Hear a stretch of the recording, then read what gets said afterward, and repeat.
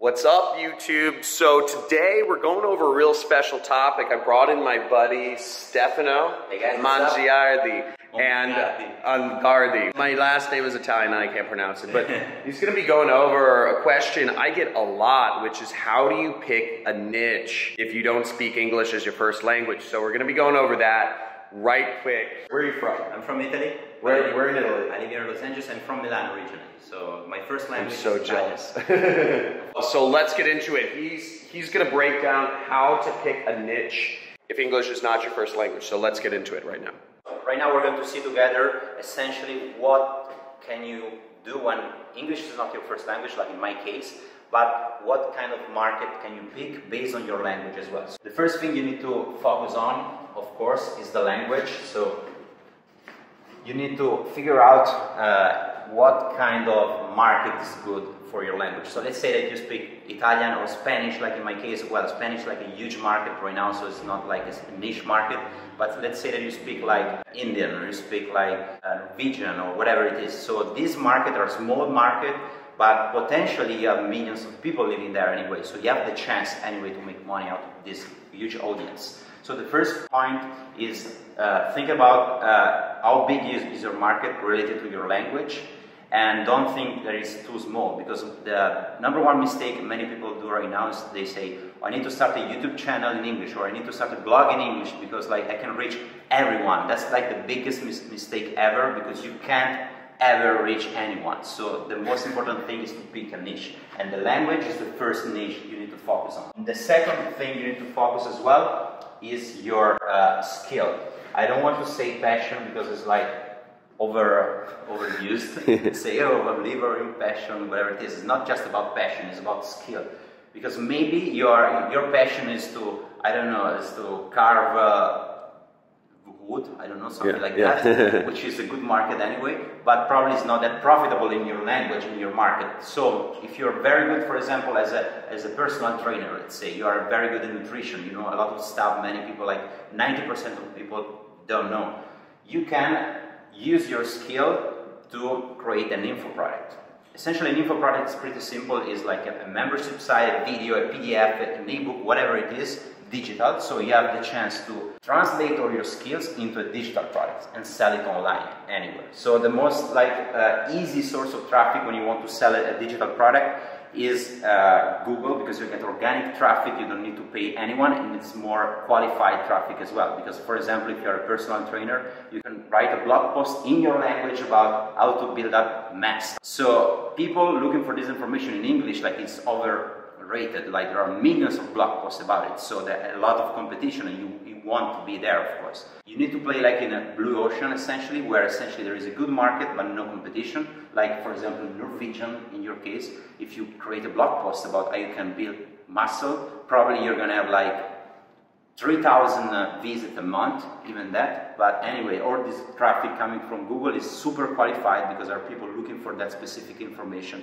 and then they are more likely to buy your info product. So in the case you don't have any skills, so you don't have any skills, let's say you are not very good in what you are thinking about doing, you need to find a person which is very good at it, like a personal trainer in this case. So maybe you have a friend who is a personal trainer, you can reach out to him and say, hey, why don't we partner up and we create a product together where you create the videos, because you are the guy like with the knowledge, I'm the guy that have like the tech, I'm the tech guy, I don't know, I'm very good at creating funnels or to selling a product. So once you have defined the skills, the language, and if you don't have any skill, you can pick someone else, you can go on the other step, which is like creating the product, so the product itself. The product can be done many different ways. As I told you, there are several ways you can create a digital product. You can do that, for example, with ClickFunnels, which is pretty popular, because you can create landing page, sales page, checkout page, and membership site as well. So you can upload all the videos inside a single membership area. So everything is going to be there 24 hours a day. And then once someone purchased, you can, of course, then they can access whenever they want. And this is very good as well. And this is if they're creating an info product, and obviously if they just want to be an affiliate, they just find something on a network. Yeah. But for what you're going to show us how to create an info product in the next video, right? So, so that's going to be pretty sweet because Stefano's going to show us. He's actually an info product owner, so he owns a lot of products on ClickBank, and he's going to show you guys how to create your own info product, kind of like me too, in a, you know, in the next video. Yeah, stay tuned to that. So yeah, sorry, I'll let you go on. Once we are here to the product creation, again, you can do that in many different ways. So there is the first division, so you can be like a one-time product, so they buy it and they get it and they have access to whatever it is. So they say, let's call it like one-shot product. And then you can be like a membership site where you charge monthly. This is like probably the best because you have recurring revenue. You can get working on the front end on the marketing and having people in as well. But it's tricky because you need to create constantly content and keep people engaged as well. So it's not easy to do that.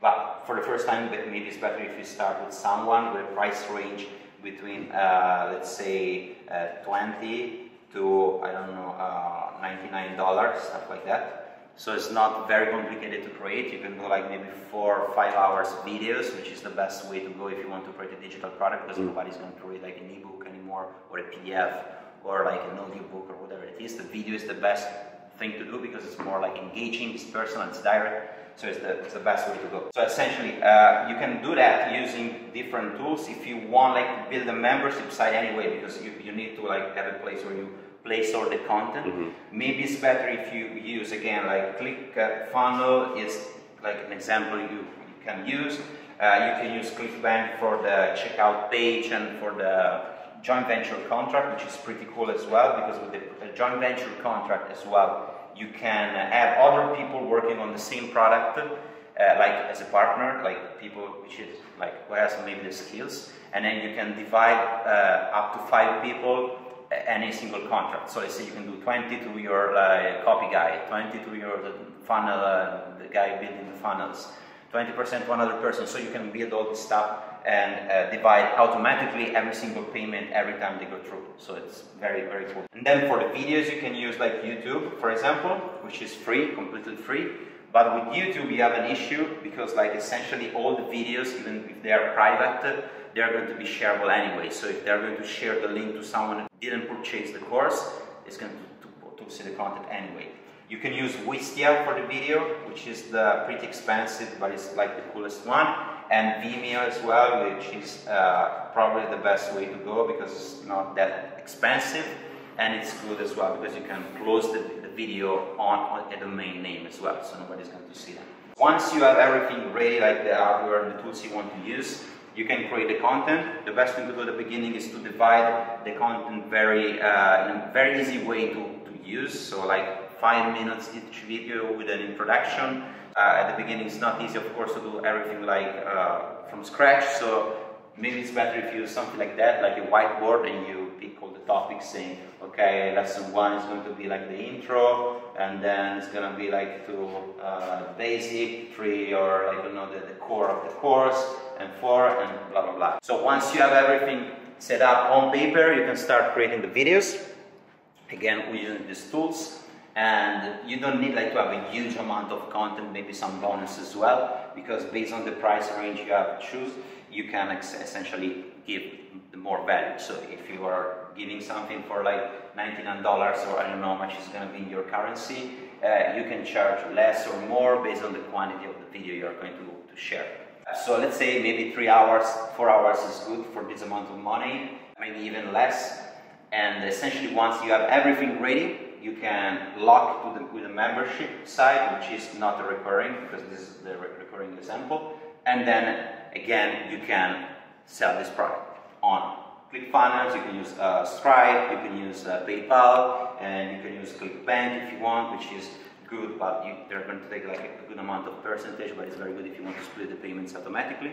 And that's pretty much it. Dude, that's nuts. No, man, this is like a complete breakdown. So after you get everything working, it just basically runs. And the language as well, because like, Again, this is working pretty good, I think, in a very niche market where you already have an audience. So maybe something really cool as well to do, you need to go, you can check on Google AdWords the volume of search per topic. So let's say you are focusing on the fitness industry, you can go on Google AdWords and check the volume of single research. What would they search to, the keyword tool? They search keyword tool. Keyword planner. So essentially you can check how many researches every single month are made on that specific keyword. And what are they looking for? What's the range for?